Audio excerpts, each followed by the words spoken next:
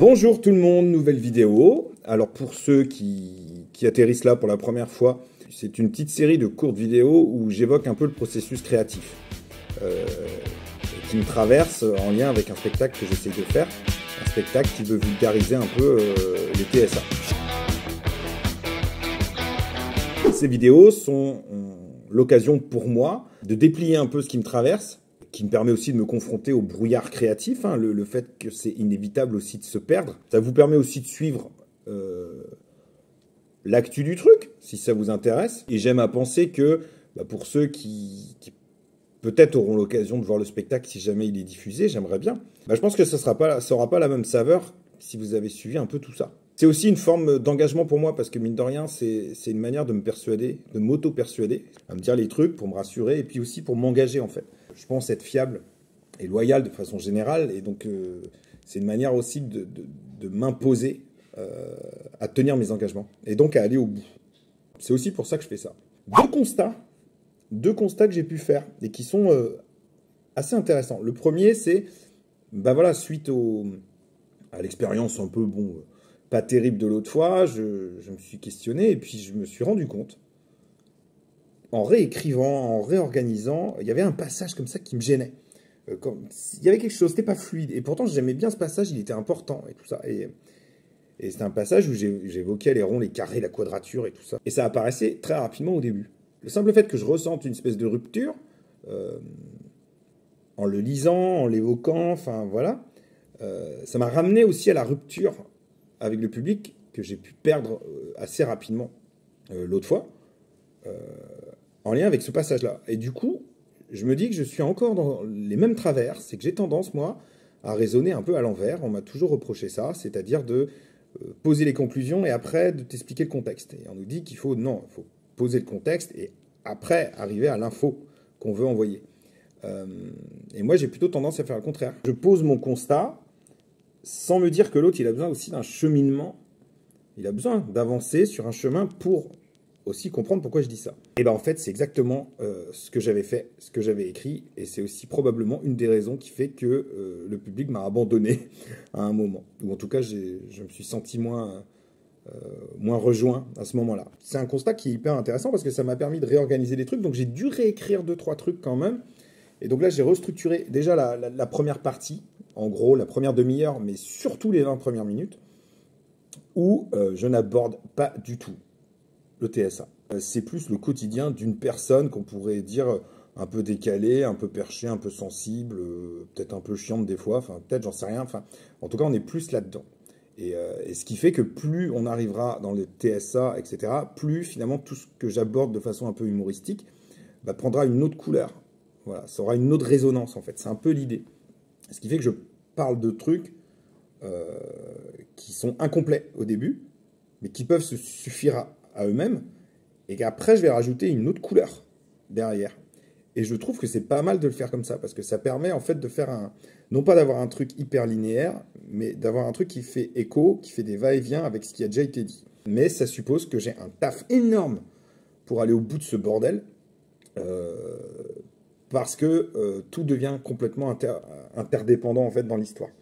Mais je suis content d'avoir fait ce constat-là, étroitement lié aussi à ma manière de fonctionner. Donc ça, c'est un peu logique. Et dans ma façon de fonctionner, j'ai eu aussi une remarque avec mon camarade Mathieu, là, qui me suit un peu à distance. Il me disait qu'il trouvait dans ce que je lui envoyais, donc soit c'était des vocaux où je récitais le texte, soit des écrits, il disait qu'il avait l'impression que j'allais sur un certain terrain et après je rebroussais chemin et je dérivais complètement pour repartir sur une espèce d'humour et tout ça. Et il m'a dit ça. Ce qu'il ressent sur la forme, c'est ce que j'ai envie d'envoyer sur le fond. C'est-à-dire que mon idée, c'est quand même d'avoir un double spectacle où il y a vraiment un versant humoristique décalé, stand-up, et un autre versant un peu plus sensible, mais parce que c'est l'itinéraire de quelqu'un qui est enfermé dans son faux self, et le personnage du stand-upper, c'est le faux self, c'est celui qui se conforme aux attentes, c'est celui qui veut plaire au public, qui est hyper soucieux de ses réactions, qui refait en permanence les mêmes textes en essayant d'améliorer, mais c'est souvent du bis repetita, enfin bref, c'est l'allégorie du truc en fait. Et je trouvais ça étonnant bah, que finalement, il l'observait dans la façon dont c'était écrit, alors que c'était pas mon intention. Mon intention, c'était de dire que c'était comme ça, et que j'en souffre, mais pas que ça se ressente aussi dans la façon dont je l'écris.